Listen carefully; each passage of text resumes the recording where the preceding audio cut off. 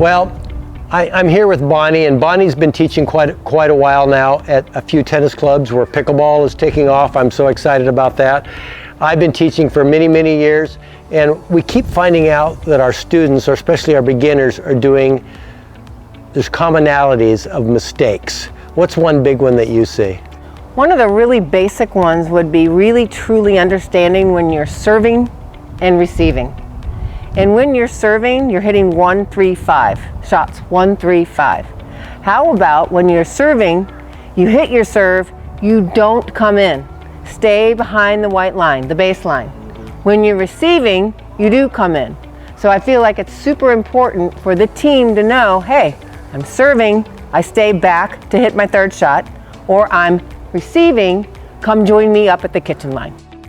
What I like about that is that's a rule that, it's like a 100% rule. When you're returning serve, come in every time. And when you are the serving team, serve and then step back a little bit behind the service line. And why do we want to step back a little bit? Well, it's easier to move forward than backwards. And we get caught all the time. You move in, they happen to return one deep, and then you're caught. Exactly.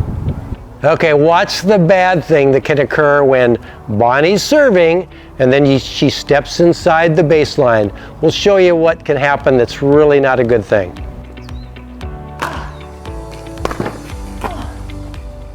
Now we're going to demonstrate.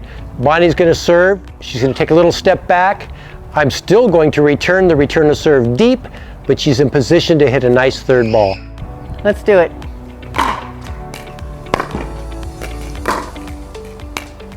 So now as the receiving team, let's practice moving in after you hit the return to serve.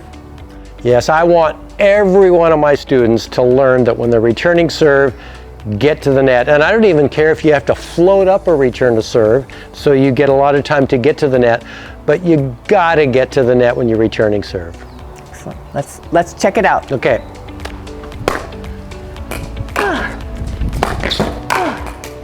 Well, we know we have to come to the net when we return serve. And when I'm teaching my students, there's really two ways I teach them.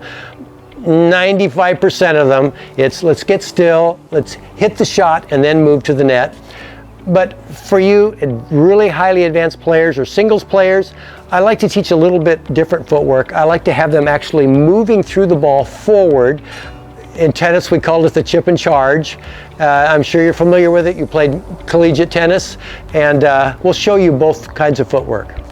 So let me model those two different kinds of footwork. Again, for the average player, you're going to be better off getting nice and still, hitting your ground stroke, and then moving in.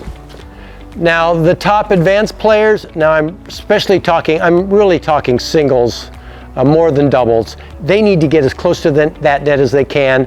So in that case, I teach this kind of footwork. I'm still moving forward, I'm staying level, and as I hit, my back foot actually crosses over, and it gets me just a little bit closer to the net. We'll show you what that looks like hitting a ball.